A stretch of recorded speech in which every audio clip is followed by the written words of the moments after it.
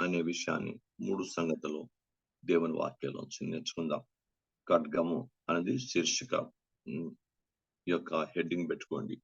Praise the lord. యెహెజ్కేలు గ్రంథం హెబ్రోలు రాసిన పత్రిక 4వ అధ్యాయము 12వ వచనాన్ని మనం చదివినప్పుడు బైబిల్లో ఖడ్గము అన్న విషయాన్ని యెహెజ్కేలు గ్రంథం ఎందుకనగా హెబ్రూ 4:12 ఎందుకనగా దేవుని వాక్యము సజీవమై బలము గలదై రెండంచులు గల ఎటువంటి ఖడ్గము కంటెను వాడిగా ఉండి ప్రాణాత్మలను కీలను మూలిగను విభజించినంత మట్టుకు దూరుచు హృదయం యొక్క తలంపులను ఆలోచి శోధించుచున్నది. దేవుని వాక్యము రెండంచుల ఖడ్గం. ఈ ఖడ్గం యొక్క పని ఏంటంటే హృదయం యొక్క తలంపులను శోధించి ఉదయం తలంపులను దైవ చిత్తమునకు యోగ్యంగా మార్చగలిగిన శక్తి కలిగిన ఖడ్గము దేవుని వాక్యం. అందుకే మన జీవితంలో దేవుని వాక్యాన్ని చదివి ధ్యానించి దేవుని వాక్యాన్ని గైకొని దేవుని వాక్యాన్ని అడుగుతప్పు చేసుకొని దేవుని వాక్యాన్ని గైకొని మాదిరికరమైన క్రైస్తవ జనముగా నేను మీరు ఉండాలని పరిశుద్ధాత్మ దేవుడు కోరుతున్నాడు. నన్నైనా మిమ్మల్ని మనందరూ నేర్చుకుందాం.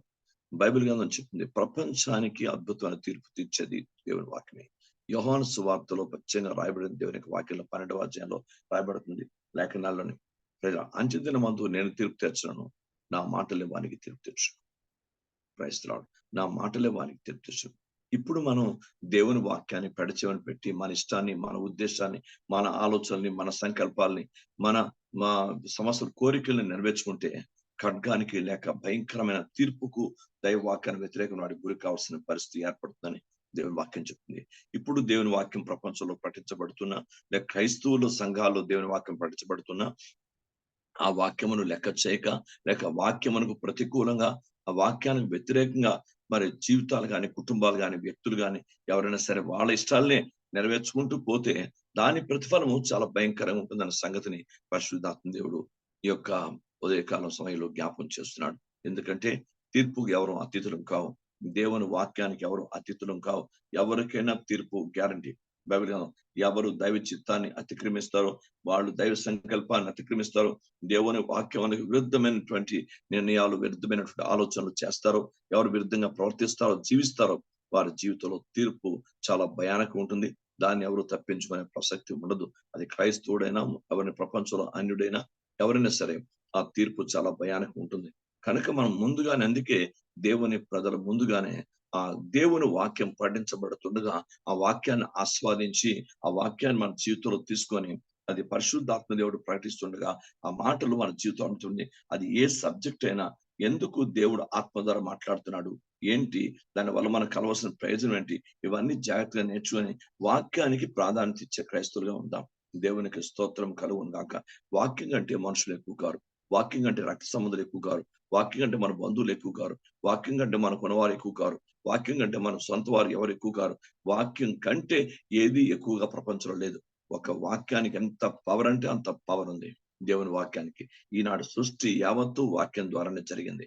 బైబిల్ దేవుడు ప్రకటించిన మాటలన్నీ కూడా చాలా శక్తివంతమైన మాటలు ప్రకటించాడు తండ్రి, కుమార, పరిశుద్ధాత్మ దేవుడు. బైబిల్ గ్రంథం చెప్తుంది ఎవ్రీథింగ్ వాక్యం వాక్యం వాక్యం. దేవునికి స్తోత్రం. మీరు బైబిల్ గ్రంథాన్ని పరిశీలించండి.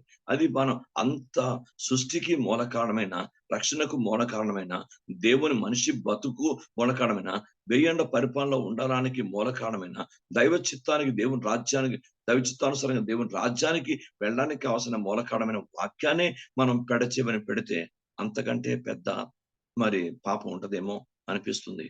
కనుక జాగ్రత్తగా కొంచెం వాక్యాన్ని జాగ్రత్తగా పాటిద్దాం.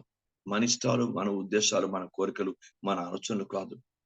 కొంచెం డీప్ గాను ఆలోచించాలి. దేవునికి స్తోత్రం కలుగును గాక. ఆయన జాగ్రత్తగా మీరు నేను మీకు ఎప్పుడు వారు అతని పేరు ఏం పేరు అసబు గురించి ఎప్పుడు చెప్తుంటాను.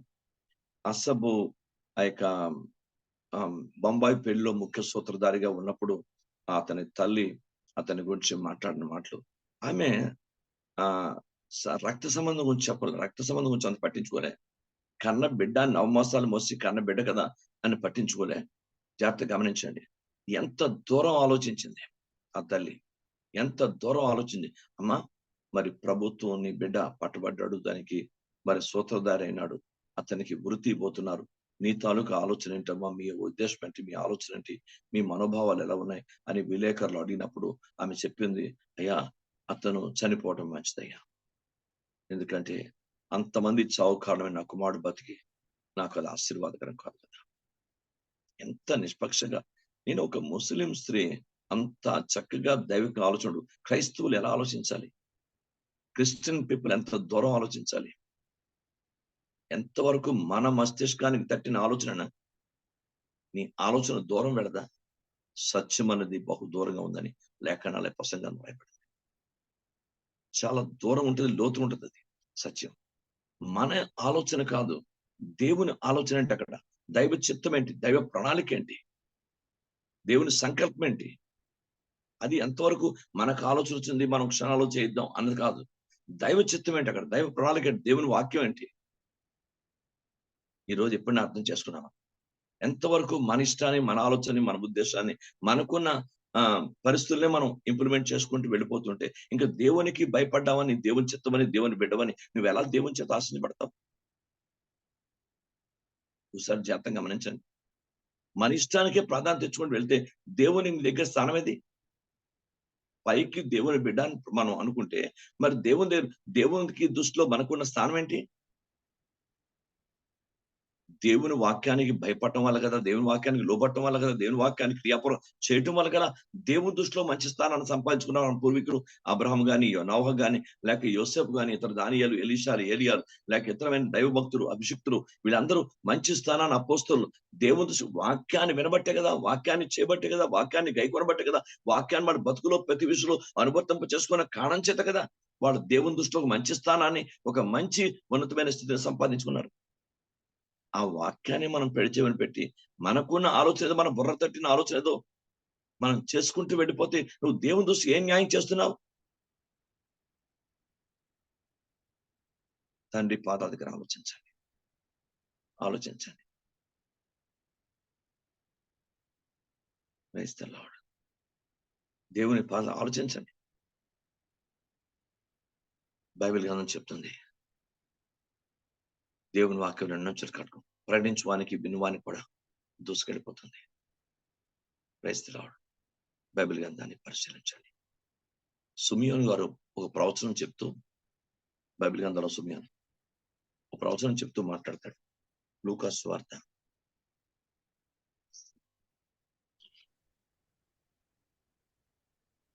8. మనందరం దేవుని వాక్యానికి లోబడదాం. నేనైనా మీరైనా అందరం ప్రభు వాక్యానికి తగిన ప్రాధాన్యత ఇద్దాం. అప్పుడు మన కుటుంబాల్లో దేవుని కార్యం మన పిల్లల్లో చూడగలుగుతాం, లేదా మనం చేస్తానికి మన పిల్లలు అనిపించాలి. చూడండి బైబిల్ ఎంత స్పష్టంగా రాయబడిందో. 2వ అధ్యాయం 33 నుంచి చదవండి. యోసేపును ఆయన తల్లియు ఆయన గూర్చి చెప్పబడిన మాట, ఆయన కొరకు చెప్పబడిన మాటలు విని ఆశ్చర్యపడిరి. సుమ్యోను వారిని దీవించి, ఇదిగో అనే హృదయాలోచన బయలుపడినట్లు ఇశ్రాయేలులో అనేకులు పడుటకును తిరిగి లేచుటకును వివాదాస్పదమైన గుర్తుగా ఈయన నియమింపబడి ఉన్నాడు. మరియు నీ హృదయంలోనికి ఒక ఖడ్గం దూసుకుని పోవునని ఆయన తల్లి అయిన మరియతో చెప్పాను. Praise God. నీ హృదయంలో ఒక ఖడ్గం దూసుకొని పోతుంది. సరే, ఎంత శ్రమ,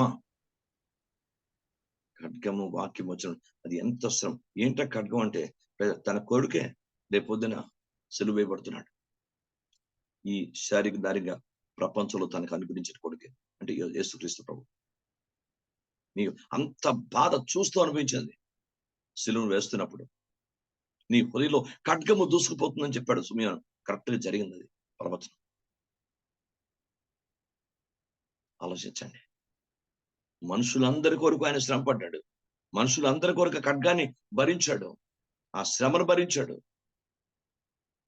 తిరిగి మనం శ్రమ పెట్టేవారుగా నేను మీరు ఉంటాం, అది న్యాయమా? ఆలోచించండి. క్రైస్తవ ప్రజలు ఇప్పుడు నిన్న నేను మా ఒలివియా భయపడిపోయాను చూడడానికి. భయం అంటే బాధ అనిపించింది. వాళ్ళు బ్రెస్ట్లు పోసేస్తున్నారు మణిపూర్లో. ఎంత మన యవనస్తులు దేవుని కృప సేఫ్ గా ఉన్నారు. అక్కడ యవనస్తులు ఎంత నరకం అనిపిస్తున్నారు. ఒక్కొక్క పరిస్థితి ఆలోచిస్తే ఎంత భయానకం. మళ్ళీ అలాంటి పరిస్థితులు పునరావృతం కాకుండా అంటే వాక్యానికి ఎంత మనం జాగ్రత్తగా దేవుని పాదాల దగ్గర బతిమలాడి, ప్రభా మళ్ళీ అలాంటి పరిస్థితులు పునరావృతం కాకుండా దేవుని వాక్యానుసరమైన స్థితి మాకు కావాలి ప్రభా అని నేను మీరు ఎంత ప్రార్థించబద్దులుగా ఉన్నాం. నిన్న చూడటానికి నేను భయపడి నాకు వద్దామని చూపించుకొని భయవేస్తాను. నేను చూడండి. దాని అర్థం ఏంటంటే దేవుని బిడ్డ లేఖనం చెప్తుంది, వాక్యాన్ని ప్రాధాన్యత ఇద్దాం. మన ఆలోచన కాదు, మన ఉద్దేశాన్ని కాదు, మన ఇష్టాన్ని కాదు, మన సంకల్పాన్ని కాదు. జాగ్రత్తగా ప్రతి భార్య సరైన వాక్యానుసార ఆలోచన ఇంట్లో తీసుకోండి. ప్రతి భర్త వాక్యానుసార ఆలోచన తీసుకోండి. యవ్వన పిల్లలు మీ జీవితాలు ఉంచుకొని, ఉద్యోగాలు ఉంచుకొని, లేక మీకున్న వివాహాలు ఉంచుకొని వాక్య సంబంధంగా దైవికంగా ఆలోచన తీసుకోండి. లేకపోతే అదే మన జీవితాలకు ఖడ్గమే దూసుకు వెళ్ళి శ్రమను పరిచే, బాధపరిచే పరిస్థితులు ఏర్పడడానికి అవకాశం ఉంటుంది. Praise God. ప్రతి ఒక్కరూ నేర్చుకుందాం. మన కుటుంబాల్లో మన జీవితం, ఎందుకంటే దేవుని పాదాలు పెడుతున్నాం, ప్రతి ఒక్కరిని ప్రార్థన చేసుకుంటున్నాం. కానీ అది వాక్యానుసారంగా లేకపోతే, వాక్య ప్రకారమైన తీర్మానాలు, వాక్య ప్రకారం నిర్ణయాలు లేకపోతే మన దేవుని దృష్టికి పాపం చేసిన వాళ్ళు అవుతాం. పర్వాలేదులే, తప్పు లేదులే అని మనమటు మనం అనుకుంటే కాదు. దేవుని వాక్యం చెప్పింది ఇది సహజం అని నువ్వు ఎలా చెప్తావు? సహజం అని దేవుడు చెప్పాడా? పాపాన్ని సహజంగా తీసుకుంటావా? తండ్రి పాదాల దగ్గర నిజమే తండ్రి, ప్రతి ఒక్కటి వాక్య సంబంధంగా ప్రార్థన చేసి ప్రార్థనాబద్ధమైన నిర్ణయం తీసుకోవడం ఎంత ఆశీర్వాదమైనా మా కుటుంబాలకు కృప దయచేయండి. మన పిల్లల భవిష్యత్తు కానీ, మన పిల్లల చదువులు కానీ, మన పిల్లల ఉద్యోగాలు కానీ, మన పిల్లల పెళ్లి కానీ, లేక ఇతరమైనటువంటి దైవికంగా మన పిల్లలు కాకుండా ఇతరమైనటువంటి విషయాలు కానీ, ఏదైనా దైవ దృష్టికి యోగ్యమైన నిర్ణయం వాక్యానుసారంగా ఆత్మానుసారంగా తీసుకోవడం అన్నది అది ఎంతవరకు ఎంత దేవుని దృష్టికి యోగ్యం అవుతుంది. దేవుని స్తోత్రం. బైబిల్ గ్రంథం చెప్తుంది, యేసుక్రీస్తు వారు మరణంకు ఆయన ఇష్టపడిపోయినాడు. ఇంకా మరణంకు పూర్తిగా తన తల ఒగ్గాడు. దేవుని స్తోత్రం. ఆయనకు తెలుసు నేను మరణించడానికి పుట్టాను. అయినా అతడు మనిషి కుమారుడు, దేవుని కుమారుడు కనుక తండ్రి నీ చిత్తమైతే గిన్నెన ఎత్తుడు తొలగించమని ప్రార్థన చేశాడు. ప్రజలకు అర్థం కాక దాన్ని విమర్శనాత్మకంగా తీసుకున్నాడు. కొన్నిసార్లు శారీరదారిగా ఉన్నప్పుడు ఆ భయము కొంచెం ఆవరించి ఉంటుంది కనుక నీ చిత్తమైతే గిన్నెన ఎత్తుడు, ఆయనను నీ చిత్తమే జరిగించమంటాడు. కనుక కొన్ని శారీరక నిర్ణయాలు మనుషుల జీవితాలకు, కుటుంబాలు ఎంత భయంకరంగా, దేశానికి ఎంత ముప్పు కలుగుతుంది, మనిషికి ఎంత ముప్పు కలుగుతుంది, మనకెంత ముప్పు కలుగుతుంది, ఇన్ని ఆలోచించాలి. కనుక దేవుని బిడ్డలు, నాతో మీతో కూడా పరిశుద్ధాత్మ దేవుడు మాట్లాడుతున్నాడు. నువ్వు దైవికంగా నిర్ణయం తీసుకోండి, ఆత్మీయంగా నిర్ణయం తీసుకోండి, ప్రార్థనా పూర్వక నిర్ణయం తీసుకోండి. మన జీవితంలో నాకు మీ కూడా నన్ను హెచ్చరిస్తున్నాడు దేవుడు, మిమ్మల్ని హెచ్చరిస్తున్నాడు. వాక్యం నాతో మాట్లాడుతున్నాడు, మీతో మాట్లాడుతున్నాడు. దైవ దృష్టి యోగ్యమైన నిర్ణయం అది ఎంత ఆశీర్వదించేస్తుంది. క్రైస్తవుడు ఈరోజు లేఖనాల్లో అనేకమైన స్త్రీలు దైవ దృష్టి వ్యతిరేక నిర్ణయం తీసుకున్న కారణంగా దాని ప్రభావం ఎంత భయంకర పనిచేస్తుంది. ఉదాహరణకి శారమ్మ, ఆమె తీసుకున్న నిర్ణయం నువ్వు దాసితో వెళ్ళన్నాడు, వెళ్ళింది. దాని పరిణామం చూశారు. బైబిల్ గ్రంథం అబ్రహాం వెంటనే యాక్సెప్ట్ అయిపోయాడు. నేను దాసితో వెళ్ళవుతున్నా, అతను ఆలోచించలేదు. ఇది నీ చిత్తమా ప్రభా అని ఆయన అడగలేదు దేవుని. వెళ్ళమంది వెళ్ళాడు అంతే. తినమని తిన్నాడు, ప్రపంచాన్ని నాశనం తెచ్చాడు ఆదాం. ఎంతవరకు అది? Praise the name of Jesus. నేనైనా మీరైనా తండ్రి పాదాల దగ్గర దైవిక నిర్ణయం తీసుకుందాం. ఎందుకంటే వాక్యము రెండు అంచుల కటకం, అది చాలా భయానికి ఉంటుంది. వాక్యానికి వ్యతిరేకంగా ఉంటే దాని పరిణామాలు దేశంలో, కుటుంబంలో, సమాజంలో పరిస్థితులు చాలా భయానికి ఉంటాయి. వద్దు. లేఖన ప్రకారం దేవుని పాదాల దగ్గర నేర్చుకుందాం. బైబిల్ గ్రంథంలో లేఖనం ఉంది కనుక నేనైనా మీరైనా సరే ప్రతి ఒక్కటి మన జీవితాలు, మన కుటుంబాలు, మన భవిష్యత్తుని కొంచెం ఆలోచించినప్పుడు వాక్య సంబంధమైన నిర్ణయాలు తీసుకునే ప్రయత్నం చేసి కనీసం ఎప్పటి నుంచైనా కొన్ని కాదు, దైవిక నిర్ణయాలు చాలా విషయాలు దైవిక నిర్ణయంగా మనం వాక్య ప్రకారం ఇది సభ, ఇది దేవుష్టి యోగ్యమా, ఇది ప్రభుకి ఇష్టమా, ఇది ప్రభుకు అంగీకారమా అన్న ఆలోచన క్రైస్తవులు ఆలోచించండి. ఈరోజు తండ్రి పాదాల దగ్గర ఆలోచించండి. నాకైనా మీకైనా ప్రభు పరిశుద్ధాత్మ దేవుని హెచ్చరిక. క్రైస్తవులు కనీసం కొద్దిసేపు అయిన వాక్యం బట్టి ఇసుకెత్తు ఆలోచించుంటే అతడు తప్పు చేయకూడేమో. ఆలోచించలేదు. అయ్యో, అన్నం పెట్టి చేయి నరుగుతున్నానే, ఎంత భయంకరం. నన్ను ప్రేమించి నాకు ఈ స్థానం ఇచ్చినటువంటి నా యేసుని అప్పగించడం, వాడు 30 ఇచ్చిన 30 వెండాలకి నేను ఆశపడడం ఏంటి అన్న కనీసం ఇంకిత జ్ఞానం ఆలోచన ఉంటే బాగుంది. అలా చేయలేదు, అంతవరకు వెళ్ళలేదు. ఎకనమిస్ట్ అయిన వాడు చదువు శారీరకం ఉపయోగించాడు కానీ దేవుని ఆత్మానుసారంగా ఉపయోగించలేదు. వాడు దైవ సంబంధ నిర్ణయం తీసుకోలేదు. ఆ తర్వాత నేను పాపం చేశాను, నా యేసు ప్రభుని నేను నిరపరాధ రక్తాన్ని అప్పగించాను ఏడుస్తున్నాడు. అది ఏడుపు దేవుడికి అంగీకారం కాలేదు.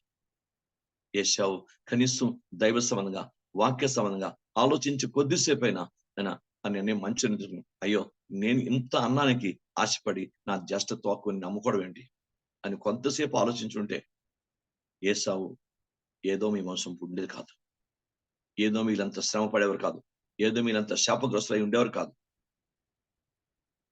యేషావు వంశాలంత భయంకరంగా అంత నాశనమైన పరిస్థితి వచ్చేది కాదు. ఒక్క యేషావు తప్పిదం, ఒక్క యేషావు పాపం, అతని చిన్న దేవుని వాక్యానుతంగా ఆశ, అది వంశాన్ని లక్షల మంది తన వంశాన్ని దెబ్బతీస్తుంది. అందరూ నాశనమైనట్టు. లేక ఉపధ్యాగంధం అని చదివితే ఉంది. చాలా భయంకరమైన పరిస్థితులు అనుభవించారు ఏదో వంశీయులు. ఈరోజు ఆలోచిద్దాం, మనం వాక్య సంబంధంగా తీసుకునే దైవిక నిర్ణయం అది నాకు నీకు క్షేమం. ఏ ప్రపంచంలో ఏ దైవ సేవకునికైనా దేవుని బిడ్డలకైనా వాక్య సంబంధ నిర్ణయాలే దైవక్షేమాన్ని ఇస్తాయి. కనుక వాక్య సంబంధ నిర్ణయం తీసుకోకుండా వాక్యాన్ని వ్యతిరేకంగా తీసుకునే నిర్ణయం అది ఎంత పరిణామం తెచ్చిపెడుతుందో చెప్పలేము, ఊహించడానికి కూడా అవకాశం లేదు. ప్రార్థన చేసుకుందాం. దేవుని పాదాలు బైబిల్ గ్రంథంలో అమ్నోను దావీదు కుమారుడు ఉండి కూడా ఒక దైవ సేవకుడు కొడుకు అయినా కూడా ఒక చక్రవర్తి కొడుకు అయినా కూడా నేను తప్పు నిర్ణయం తీసుకున్నాడు. తన చెల్లిని మోహించాడు. దాని పరిణామం ఏ పరిస్థితికి వెళ్తాను, చివరికి మరణాన్ని పొందాడు. ప్రతి ఒక్కటి బైబిల్ గ్రంథంలో నేర్చుకుందాం.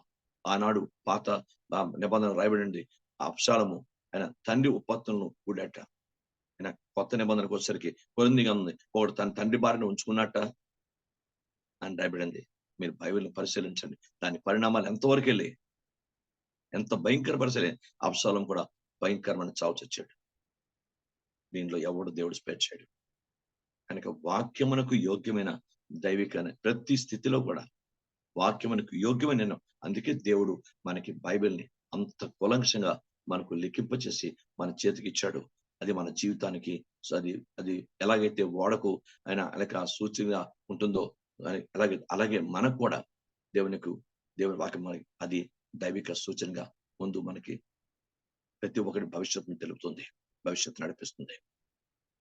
క్రైస్త లార్డ్, దేవునికి బైబిల్ గ్రంథంలో వాక్యం చెప్తుంది, మీరు కూడా నేర్చుకుందాం. ప్రభా, వాక్య సమయం ఇంతవరకు వాక్యాన్ని మేము పక్కన పెట్టి తీసుకుని నిర్ణయాలను క్షమించండి అయ్యా.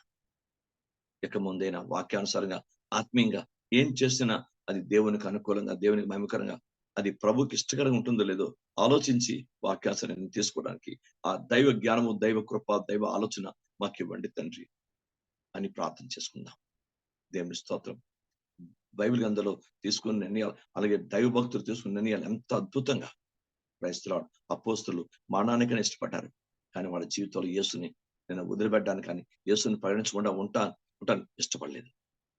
ఆయన శద్రకు, మేషాకు, అబేద్నెగోములు ఆయన 7 అగ్నిగుండంలో పడవేయడానికి ఇష్టపడ్డారు, కానీ దేవుని వాక్యం అప్రతిమ నమస్కరించడానికి ఇష్టపడలేదు.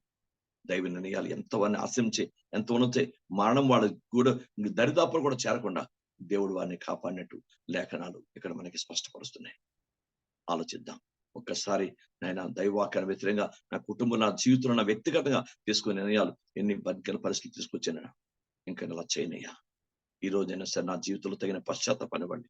ఒక తండ్రిగా, ఒక తల్లిగా, ఒక బిడ్డలుగా, మన కుటుంబంగా ఎవరైనా తీసుకున్న దైవవాక్య నిర్ణయాలు ఎంత దైవవాక్యాన్ని వ్యతిరేకమైన పరిస్థితులు కుటుంబాలకి తీసుకొస్తాయో, దానివల్ల ఎన్ని పరిణామాలు ఎదుర్కోవాలో ఇవన్నీ నేనైనా మీరైనా ఆలోచించి తీరక తప్పదు. ఎందుకంటే దేవుని వాక్యము 2 అంచెల ఖడ్గము దూసుకుపోతున్నది. ఇక్కడ దేవుని వాక్యంలో మరి ఒక ప్రవచనం అది. సుమియోను చెప్పాడు, నీ కడుపులో ఖడ్గముతో, నీ హృదయంలో ఖడ్గము దూసుకుపోతుంది. జాగ్రత్తగా గమనించిన బైబిల్ గ్రంథంలో లేఖనాలు స్పష్టంగా రాయబడ్డాయి. దాన్ని బట్టి ఎంత వేదన నీ హృదయములోనికి అంటే అంత బాధ, అంత వేదన, అంటే ఆ వేదాన్ని బాధని ఖడ్గం కింద చూపించాడు సిమ్యోను ప్రవచించి, షైన హోని అనే హెసి మరొకరిగా నీ హృదయంలోనికి ఖడ్గము దూసుకొని పోతుంది. ప్రవచనం అంత వేదన అనిపించింది కుమారుడు గురించి. కళ్ళ ఎదుట సులువు వేసి, కళ్ళ ఎదుట కొట్టి, కళ్ళ ఎదుట చంపుతుంటే మనందరి కొరకు ఆయన అంత బాధపడుతుండే. లేఖనము నెరవేర్చబడాలి కదా. యేసు ప్రభు చెప్పాడు, ఎప్పటికీ కానీ లేఖనము నెరవేర్చుట మనకు తగింది. దేవుని స్తోత్రం. బైబిల్ నాన్న యెఫ్తా కూతురు చెప్తుంది, నానా నువ్వు దేవునికి ఇచ్చిన మాట నెరవేర్చు. నా మాట కాదు, నేను కాదు, నాకు 3 నెలల టైం చాలు. నేను నా యొక్క యవ్వన స్థితి గురించి నేను ప్రార్థించి ప్రాపిస్తాను. నాన్న నువ్వు దేవునికి ఇచ్చిన ఏ మాట ఇచ్చావో దాన్ని నెరవేర్చు. అది ముఖ్యమైనది నాన్న, ముఖ్యమైనది నాన్న. ఎంత గొప్ప దైవికుది. ప్రతి కూతురు అలా ఉంటే ఎంత గొప్పది, ప్రతి కొడుకు అలా ఉంటే ఎంత గొప్పది. నాన్న దేవుని మాట నెరవేర్చు నాన్న. మా మాటలు వద్దు నాన్న, మా శారీరక మాటలు నాన్న, స్వార్థంతో మాట్లాడు మా పరిస్థితి వద్దు నాన్న, మా స్వార్థం తీసుకుని మా నిర్ణయాలు కదా, దేవుని మాట నెరవేర్చు నాన్న అని ఎంత బతిమలాడుకునే తల్లులు, పిల్లలు, కుటుంబాలు ఉంటే ఎంత ఆశీర్వాదం ఉంటుంది దేవుని సంబంధమైన కుటుంబాలకి. అలా చేయలేదు. లేఖనాలు చెప్తున్నాయి. యెఫ్తా కుమార్తె తీసుకుంది అని ఎంత గొప్ప నిర్ణయం తీసుకుంది. వాక్య సంబంధం తీసుకుంది. నువ్వు దేవునికి ఇచ్చిన మాట నెరవేర్చునన్న దేవుడు ఆశ్రయించాడు. దేవునికి స్తోత్రం కనుక యెఫ్తా దీవించబడినట్టు బైబిల్ చెప్తుంది. రెండో విషయాన్ని ఖడ్గము అంటే దేవుని వాక్యంలో చూద్దాం. యెహెజ్కేలు గ్రంథం 33వ అధ్యాయం మొదటి నుండి ఒకసారి 2-3 వచనాలు చూద్దాం. యెహెజ్కేలు గ్రంథం మరియు యెహోవా వాక్కు ప్రత్యక్షం ఇలాగ సెలవిచ్చెను, నరపుత్రుడా, నీవు నీ జనులకు సమాచారం ప్రకటించి వారికి ఇట్లనము, నేను ఒకానొక దేశం మీదకి ఖడ్గము రప్పింపగా ఆ జనులు తమలో ఒకరిని ఏర్పరచుకొని కావలుగా నిర్ణయించిన ఎడల అతడు దేశం మీదకి ఖడ్గం వచ్చుట చూచి బాకా ఊది జనులను హెచ్చరిక చేసిన సమయమున ఎవడైనా బాకానాదు వినియును జాగ్రత్త పడనందున ఖడ్గము వచ్చి వాని ప్రాణం తీసిన ఎడల వాడు తన ప్రాణం తానే ఉత్తరవాది. బాకానాదు వినియును వాడు జాగ్రత్త పడకపోయాను గనుక తన ప్రాణముకు తానే ఉత్తరవాది. ఏలయనగా వాడు జాగ్రత్త పడిన ఎడల తన ప్రాణం రక్షించుకొనును. అయితే కావలివాడు ఖడ్గం వచ్చుట చూచి బాకా ఊదనందు చేత జనులు అజాగ్రత్తగా ఉండుటయు ఖడ్గం వచ్చి వాళ్ళ ఒక ప్రాణము తీయుటయు తటస్థించిన ఎడల వాడు తన దోషమును బట్టి పట్టబడినను నేను కావలి వాని యొద్ద వాని ప్రాణమును గురించి విచారణ చేయుదును. చూసారా, యుద్ధము గురించిన యుద్ధము. ఖడ్గం అంటే యుద్ధం. రెండోది మొదటిది శ్రమ, బాధ, వేదన, అదే దమన కానివ్వండి మొదటిది. రెండవది యుద్ధం. యుద్ధము వచ్చినను యుద్ధం వస్తుందని నువ్వు చెప్పకపోతే దానివల్ల కావలి వాడంటే సేవకు, ఏ సేవకులైనా, స్వార్థికులు, కాపరులు, అపోస్తలులు, ప్రవక్తలు ఎవరైనా సరే తప్పకుండా యుద్ధాన్ని ప్రపంచం దీని నుంచి దేవుని యొక్క వాక్య సంబంధంగా ప్రకటించాలి. యుద్ధం వస్తుందని చెప్పకపోతే వాడు సిద్ధపడకపోతే ఆ పాపాన్ని కావాలి వాడిని అడుగుతాడు. వీళ్ళు ప్రకటించిన తర్వాత, అందుకే మనం సువార్త పఠిస్తున్నాం. కారణం అంటే భూమి మీదకి ఖడ్గం రాబోతుంది. బైబిల్ నేను మరలా ప్రపంచాన్ని కంపించబోతున్నాను. భయంకర కంపన వస్తుంది ప్రపంచానికి, భయంకర కంపన అని స్పష్టంగా బైబిల్లో రాయబడింది. దైవిక ప్రవక్తలు కూడా చెప్తున్నారు. నేను భూమిని కంపింపచేయబోతున్నాను. భయంకరమైన పరిస్థితి ప్రపంచానికి వస్తుంది. ఆ యుద్ధము ప్రపంచంలో సంభవించినప్పుడు, ఆ పరిస్థితులు ప్రపంచంలో సంభవించినప్పుడు మనం దేవుని వాక్యానుసారంగా ఉన్నాం అనుకోండి, ఆ వాక్యానుసారం ఉన్నాం అనుకోండి, ఒకవేళ దేవుని కృపను బట్టి మనకు ఆ పరిస్థితి మనకు సంభవింపనివ్వడు. ఎందుకంటే మీ ప్రక్కన 1000 మంది పడిన మీ కుడి పక్కన 10 అపాయం మీ యొద్దకు రాదు. మెట్టరుడు తత్తరిల్లినా పర్వతంతో నా కృప నిన్ను విడిచిపోదు, నా సమాధాన నిబంధన నిన్ను తొలగిపోదు, నీ ఎడల జాలిపడి యెహోవా సెలవిస్తాను బైబిల్లో రాయబడింది. కనుక వాగ్దానం బైబిల్ నీవు దేవుని యొక్క వాక్యాన్ని నువ్వు ఓర్పుతో వాక్యాన్ని గైకొన్నావు కనుక రాబో శోధన కాలమందు నిన్ను కాపాడదని లేఖనాలు సెలవిచ్చాడు. ప్రకటన గ్రంథంలో మనకి ఫిలదెల్ఫియా సంఘానికి రాసిన లేఖనాలు చెప్తున్నాయి. అంటే ఇన్ని వాగ్దానాలు మనకు కాపాడు వాక్య ప్రకారం మనం ఉంటే క్రైస్తవులు. కానీ అలా కాకుండా నువ్వు ప్రపంచంలో దేవుని సువార్త ప్రకటించకుండా వాక్య సంబంధమైన వార్త ప్రపంచానికి ఈ కీడు రాబోతుంది, ఈ ముప్పు రాబోతుంది, ఈ పరిస్థితి రాబోతుంది, మీరు జాగ్రత్త పడండి, మీరు దైవకునండి, యేసుక్రీస్తు యొక్క రక్తంలో కడగండి, పాప క్షమాపణ పొందుకోండి, రక్షింపండి, మీరు పరిశుద్ధంగా ఉండండి అని ప్రజలకు మనం తెలియచేయకపోతే ఆ పాపం మన మీద, ఆ కీడు మన మీద వస్తుంది. క్రైస్తవులు, ఇది కొంతమందికి అర్థం కాదు. అర్థమైనా పైన ఇది సత్యం. ఇది బైబిల్, ఇది ఖడ్గం. ఇది యుద్ధాన్ని ఖడ్గంతో పోల్చాడు. భయంకరమైన పరిస్థితి ప్రపంచానికి. దేవుని పాదాల దగ్గర ఆలోచించండి. నాకైనా మీకైనా పరిశుద్ధాత్మ తండ్రి ఉదయకాలం మాట్లాడుతున్నాడు. ప్రభువా కనికరించండి. నిజమే, నేను సువార్త ప్రకటించబోతే నా శ్రమ అన్నాడు పౌలు. ఎందుకు? ఈ పాత నిబంధన చూశాను. ఆయన మానవాతీతమైనటువంటి పరిస్థితి కాదు కదా, ఆయన కూడా మానవుడే. బైబిల్ చూసి, దైవ సంబంధమైన క్రియలను చూసి, పరిస్థితులను చూసే దాన్ని బట్టి అనుకున్నాడు, నేను సువార్త ప్రకటించకపోతే నాకు శ్రమ అని. కనుక మనము ఖడ్గం వచ్చింది చెప్పి మన ఇతరులకి ఈ పరిస్థితి ప్రపంచానికి రాబోతుంది, ఉగ్రత రాబోతుంది, భయంకర పరిస్థితులు రాబోతున్నాయి, నువ్వు తప్పించుకోవాలంటే నువ్వు పరిశుద్ధం ఉండాలి, నువ్వు యేసు రక్తం కడబడాలి, పాప క్షమాపణ పొందుకోవాలి, దేవుని జీవన నీ పేరు రాయబడాలి, దైవికం ఉండాలి అని తోటి వారికి మనం చెప్పగలిగిన దైవిక స్థితి మన దగ్గర కూడా ఉండి తీరాలి. అందుకే లేఖనంలో బైబిల్ గ్రంథంలో స్పష్టంగా రాయబడిన దేవుని వాక్యం ఎంత స్పష్టంగా, ఎవడైనా బాకానాదం వినిను జాగ్రత్త పడన ఖడ్గం వచ్చి మన ప్రాణం తీసిన వాడు తన ప్రాణమును తానే ఉత్తరవాలి. మనం ఏం చేయాలి? సువార్త ప్రకటించబడిన తర్వాత, సత్యం చెప్పిన తర్వాత, వాక్యాన్ని ప్రకటించిన తర్వాత అది వాళ్ళు వినకపోతే అది వాళ్ళకి ఉత్తరవాదులు, వాడి ప్రాణానికి వాళ్ళే ఉత్తరవాదం అవుతారు. లేకపోతే మనం దాన్ని తగినట్టు మనం దాన్ని విలువ చెల్లించాలి. ప్రయత్నాడు దేవుని వాక్యంలో స్పష్టంగా రాయబడింది. దుర్మార్గుడు అని చెప్పాలి, వాడిని మనం మంచివాడు కదా చెప్పడానికి లేదు. క్రైస్తవులు, ఎందుకంటే 8:33 దుర్మార్గుడా నీవు నిశ్చయంగా మరణం నందు అని దుర్మార్గుని నేను సెలవీగా అతడు తన దుర్మార్గుని విడిచి జాగ్రత్త పడినట్టు నీవు ఆ దుర్మార్గునికి నా మాట తెలియజేయని ఆ దుర్మార్గుడు ఆ తన దోష బట్టి మరణం నందును కానీ అతని ప్రాణం వచ్చి నిన్ను విచారణ చేయదు. దేవుని సేవకునితో యేసుకేలుతో మాట్లాడుతున్నాడు ఈ మాట, నేను విచారణ చేస్తాను. దేవుడు దుర్మార్గుడు అనగా నువ్వు మంచోడివే అంటే మొట్టమొదటి పాపం ఆ వ్యక్తి కాదు, చేసినాడు కాదు, ముందు ఎవరైతే చెప్పారో వాళ్ళే పాపం చేస్తున్నారు. దోషి నిర్దోషి అంచడానికి లేదు, నిర్దోషిని దోషిగా అంచడానికి కూడా లేదు. చాలా భయానక పరిస్థితి. కనుక దేవుడి గ్రంథం ఎంత ఖచ్చితంగా ఉంటుందో ఒకసారి చూస్తే నాకు భయం వేస్తుంది. ఈ మాటలు అన్ని కూడా నాకు అని కాదు, అందరికీ భయమే. వాక్యం అంటే చాలా పవర్. కనుక యుద్ధం, ప్రపంచానికి యుద్ధములు, మత్తయి సువార్త 24 యుద్ధములు, యుద్ధ కబుర్లు, యుద్ధ పరిస్థితులు సంభవిస్తాయి తప్పకుండా. యుద్ధం ఇంకా భయంకరమైన పరిస్థితి ఇంకా ఎలా ఉంటుందో చెప్పలేం. భయంకర ప్రాణాపాయ పరిస్థితి ప్రపంచానికి ఏర్పడే పరిస్థితి. కనుక దాన్ని బట్టి ఎంత మీరు వాక్యమును సంబంధించిన నిర్ణయాలు తీసుకొని వాక్య సంబంధంగా ఉండాలి మన కుటుంబంలో, మన జీవితంలో. ఒకటోది దేవుని శ్రమ, బాధ. రెండవది బైబిల్లో భయంకరమైనటువంటి ఖడ్గం అంటే యుద్ధం. మూడవది చూద్దాం,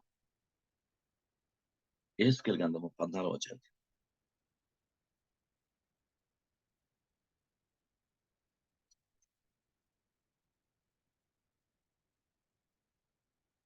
12 నుంచి చూద్దాం.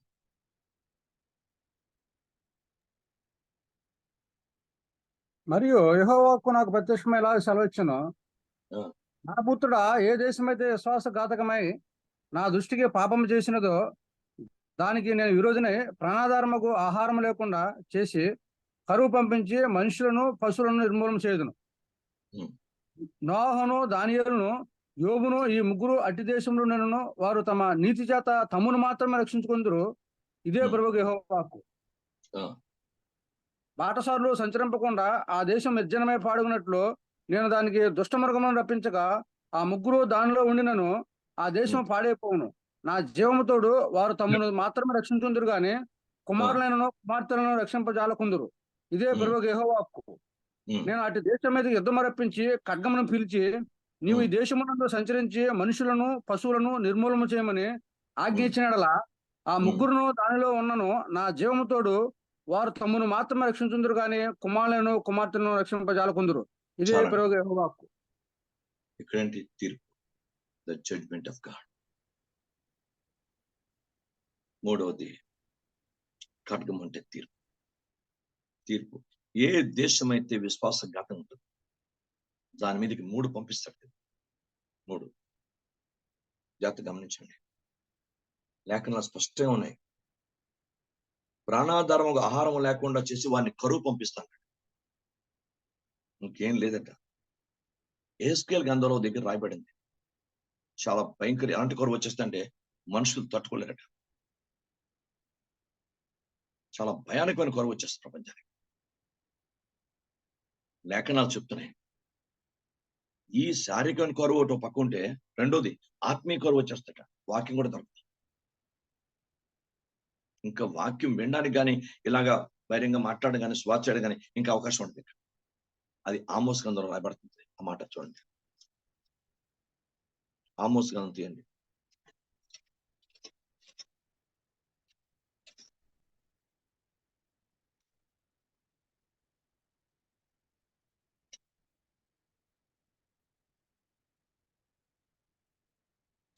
ఎనిమిదవ అధ్యాయం 11వ వచనం చూడండి. రాబో దినములందు దేశములో నిన్ను క్షామమును పుట్టింతును. అది అన్నపానములు లేకపోవడం చేత కలుగు క్షామము కాక యెహోవా మాటలు వినకపోవటం వలన కలుగు క్షామముగా ఉండును. ఇది యెహోవా వాక్కు. చూసారు, దేవుని వాక్యం కరువై ఇప్పుడు జూమ్ మీటింగ్ రండి రండి రండి రండి అంటే నిద్ర చాలట్లేదండి, ఇదండి అదండి, లేక మనకు పని ఉందండి, లేక ఇదండి, తెల్లవారుజాము డ్యూటీకి వెళ్ళాలండి, తెల్లవారుజాము పని చేసుకోవాలి, ఏవో రకరకాల కబుర్లు మాటలు చెప్తుంటారు. కానీ ఒక సమయం వచ్చినప్పుడు కన్నీరు పెట్టి అంగలారుస్తాం. సేవకుడు అంత చెప్పినా వినే స్థితిలో అయ్యో నేను ఎట్లు ఉపదేశమును తోసివేసింది ఏడుస్తాం. ప్రయోజనం ఉండదు. బైబిల్ గ్రంథాన్ని పరిశీలించండి. అయ్యా దేవుని సన్నిధిలో 2 గంటలు గడిపే ధన్యమైన సమయాన్ని పొందుకుంటున్నాం అయ్యా అని బ్రదర్ని సిస్టర్లు చెప్పిన వాళ్ళు ఆలోచనగా ఎక్కడగా చాలా సంఘాల్లో చాలా దగ్గర మనం ఒకరిని తీర్పు తెచ్చలేం కానీ, ఒక దగ్గర మాట్లాడలేం కానీ, కొన్ని దగ్గర సరైన వాక్యమే లేని పరిస్థితులు ప్రపంచం బయట. హెచ్చరిక లేని వాళ్ళు ఒకరు చెప్తున్నారు, మా సంఘంలో అసలు హెచ్చరికే ఉండదండి. ప్రపంచ పరిస్థితి ఎట్లా ఉంటుంది, ఏ రీతిలో ఉంటుందో. అందుకే ఆయన సమయంలో వాక్యం ఆరోగ్యం ఉన్నప్పుడే, క్షేమం ఉన్నప్పుడే, చెవుల్లో వినికిడి వినపడుతున్నప్పుడే, ఈ కళ్ళు దేవుని వాక్యం చదవడానికి నోరున్నప్పుడే, కళ్ళు చూస్తున్నప్పుడే, ఆ అవయవాలు పనిచేస్తున్నప్పుడే ఆ వాక్యం దగ్గర చదువుకొని ధ్యానించి దాన్ని పాటలకు అర్థం చేసుకొని ఆ వాక్యస్థంలో కూర్చోవడం ఎంత సంతోషం, ఎంత ఆశీర్వాదం, ఎంత ఆరోగ్యం. అది ఇప్పుడు పెడుతున్నారు ప్రతి ఎవరేం చేయలేరు. చెప్తున్నాను, అందరూ ప్రతి ఆదివారం ప్రకటిస్తాను, జూపుకోడికి రండి, 2 గంటలు కాసేపు దేవుని సభలో కనపడండి. ఎంత దీవెన ఆ ధ్యానం మీకు. ఆ ధ్యానమే కాదు, ఆ మీ జీవితానికి దీవెన. పట్టించుకోవట్లేదు. ఆ తర్వాత ఏడ్చిన దేవుడు కరువు పంపించినప్పుడు నీ దగ్గర అయ్యో ఏంటి కరువు, ఇంట్లో అన్నం వండుకోవడానికి బియ్యం కూడా లేని పరిస్థితి, అయ్యో ఏం తినాలి, అంత కరువు వచ్చినప్పుడు తట్టుకోలేవు. ప్రపంచానికి కరువు వచ్చేస్తే ఇంకా వాక్య కరువు వచ్చేస్తుంది, తట్టుకోలేవు. వాక్యం వింటే బాగుండు, ఎక్కడ వెళ్తే బాగుండు, ఎక్కడ వాక్యం వినబడే ప్రసక్తి ఉండదు. వాక్యం కరువు అయిపోతుంది. ప్రపంచానికి మామూలు కరువు వచ్చేస్తుంది. అసలు నయమి మోయాబు వెళ్ళడానికి కారణమే కరువు. అసలు ఈ కరువు అయితే నయం బెత్లెహేం నుంచి మోయాబుకి వెళ్దాం. ఆ కరువు ఎంత పని చేసింది తర్వాత. అయితే దేవుడు కనికరం గలవాడు, చాలి గలవాడు కనుక, ఆయన భూత భవిష్యత్ వర్తమానాలు ఎదిగినవాడు కనుక నయమి తర్వాత మేలే చేశాడు. క్రైస్తవుడు రూతును తీసుకొచ్చాడు. గొప్ప మేలది. అది ఆమెకు ఆశీర్వాదం, టర్నింగ్ పాయింట్. బైబిల్ చెప్తుంది ఇప్పుడే వాక్యాన్ని చదవడం, ప్రార్థన చేయడం, ధ్యానించడం, దేవుని వాక్యాన్ని మ్యాక్సిమం వినడం, ప్రకటించడం, వాక్యాన్ని ద్వారా అనేక మందిని ప్రభు తట్టు తిప్పడం, ఇవన్నీ ఇప్పుడే చేయాలి. ఆరోగ్యం ఉన్నప్పుడే, బాగున్నప్పుడే, పరిస్థితులు అనుకూలించినప్పుడే. తర్వాత నువ్వేం చేయడానికి లేదు. ఆసక్తి ఉన్నా ఏం చేయడానికి లేదు. అయ్యో అనుకుంటే నీకు ప్రైజ్ లేదు, అయిపోయింది. 3 పంపిస్తానని చెప్పాడు దేవుడు. విశ్వాసఘాతక దేశానికి, విశ్వాసఘాతకులకి, అది క్రైస్తవులోని అనిలోని ఎవరైనా సరే, విశ్వాసఘాతకులకి 3 పంపిస్తాడు. ఒకటి కరువు, చూడండి. రెండోది దుష్ట మృగాలు, వెరీ డేంజరస్. మనుషుల్లోనే దుష్టులు ఉంటారట, వాళ్ళే పీకు తింటారట. అలాంటి పరిస్థితులు ప్రపంచంలో ఏర్పడతాయి. నేను దుష్ట మృగం వారి మీద పంపిస్తాను. మూడోది లేఖనంలో స్పష్టం, ఖడ్గం, భయంకర ఖడ్గం. ఇంకా దూసుకుపోవడం, ఇంకా ప్రజల్లోని యుద్ధం, రకరకాల పరిస్థితులు ప్రపంచాన్ని ఆవరిస్తాయి. ఖడ్గం ప్రపంచం చాలా భయానికి ఉంటుంది. ఖడ్గం వద్దయ్యా, అంత అవసరమా? మనకి దేవుని వాక్యాన్ని పక్కన పెట్టడం అంత అవసరమా? దైవ చిత్తాన్ని పక్కన పెట్టి జీవించడం అంత అవసరమా? మన జ్ఞానాన్ని పక్కన పెట్టి దేవుని జ్ఞానానికి అవకాశం ఇద్దాం. దేవుని స్తోత్రం. మన ఆలోచన పక్కన పెట్టి దేవుని ఆలోచనకి తగిన ప్రాధాన్యత ఇద్దాం. ప్రభా సహాయం చేయ, ప్రభా సహాయం చేయ, ప్రభా. ఇంకా నేను దైవ చిత్తాన్ని దాటనైనా నీ పాదాల దగ్గర, నీ చిత్తమును గైకొంటూ తిన బుద్ధి జ్ఞానంలో దయచేయను.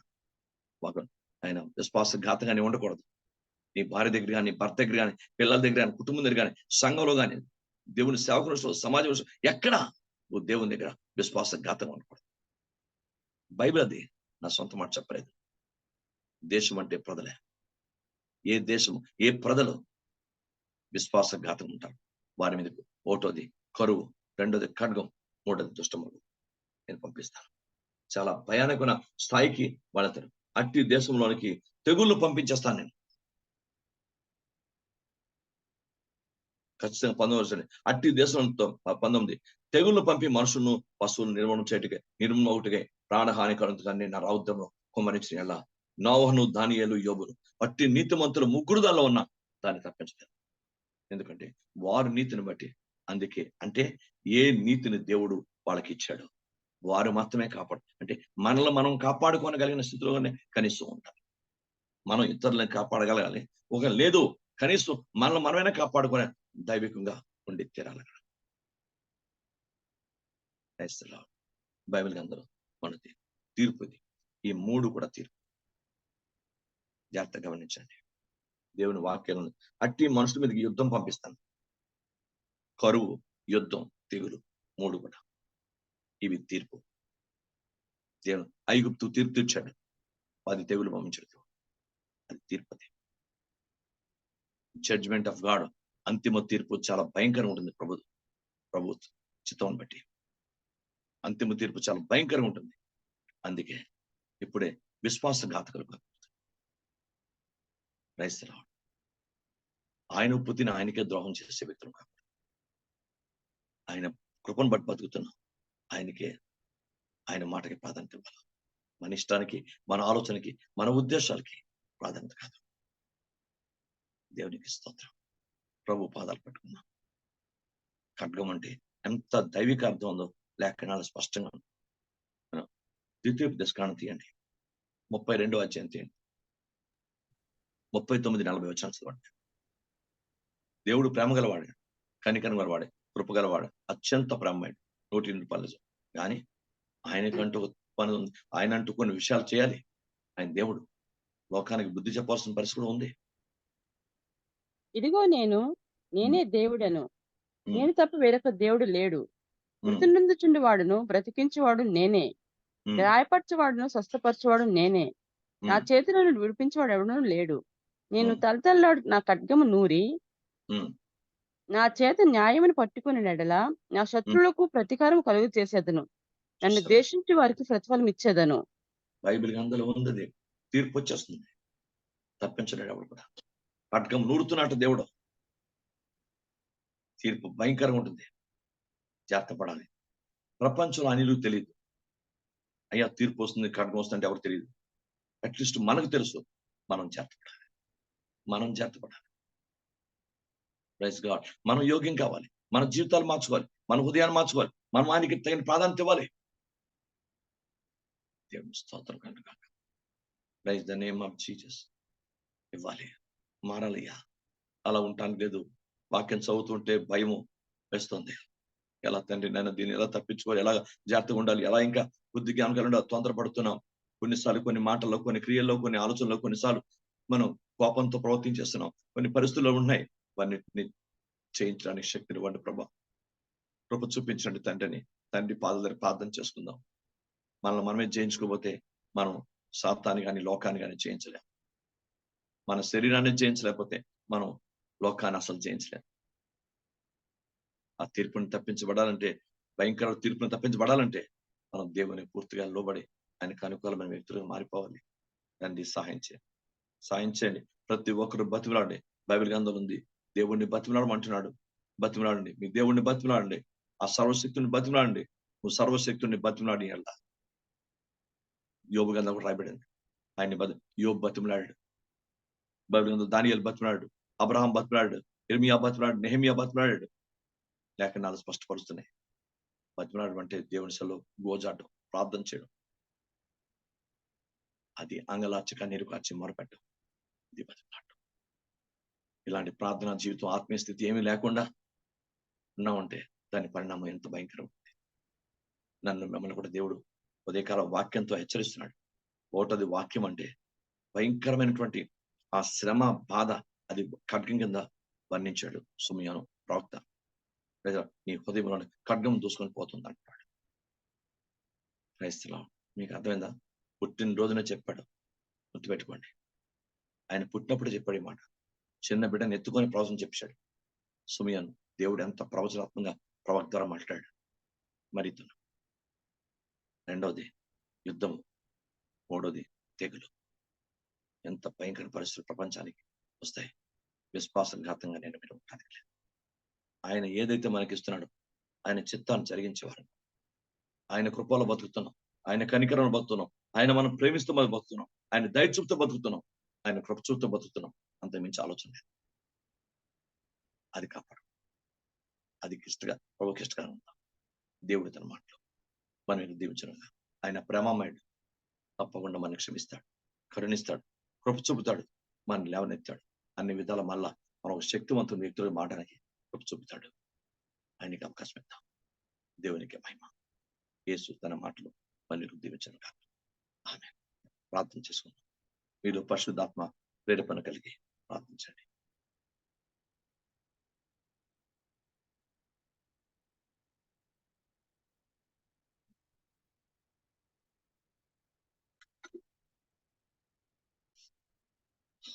తండ్రిని ప్రార్థించండి. ఖడ్గం అంటే ఏంటో స్పష్టమైన 3 దైవిక అర్థాలు మనం చూస్తాం లేఖనాలు.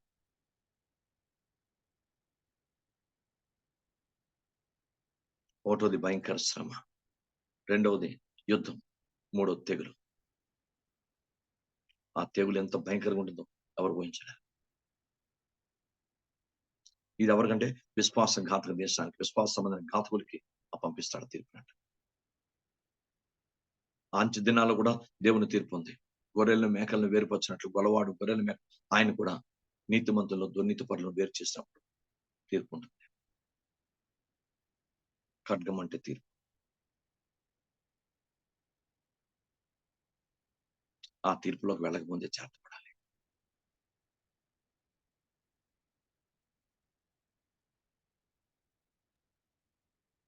పరలోకపు రాజ్యస్య మీకే వేలాది వందనాలు స్తోత్రాలు ప్రభా. సర్వాధికారి ఆత్మదేవుడా, కనికరం గల దేవ